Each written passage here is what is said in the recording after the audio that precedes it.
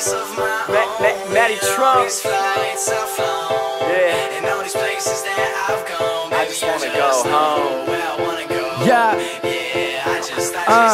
I thought I was sick of home, but actually I was homesick. Never really knew that I would have to grow up so quick. I'm so uncomfortable, don't know anybody here. Just a couple dudes that I met once, that's it. And I go into the booth feeling nervous. Got butterflies in my stomach like I'm so worthless. Is the mic on? I don't know how to work this. Inside I'm breaking down, I hope I'm not up on the surface. Cause I don't want anybody seeing my tears. I don't want anybody trying to get involved in my fears. I'm gonna face it myself and I'ma conquer them. How can they bring you down if you so far on top of them? These songs I keep on dropping them and let them know that I'm far from perfect. I live the highs and lows. They saying that we bros cause they know I'm on the road, but I really miss Cleveland. Don't worry, I'll be back before long. Surrounded by these people, but I feel so alone. Cause I'm 3,000 miles away from a place of my own. And all these flights I've flown, and all these places that I've gone. Baby, I just know where I wanna go.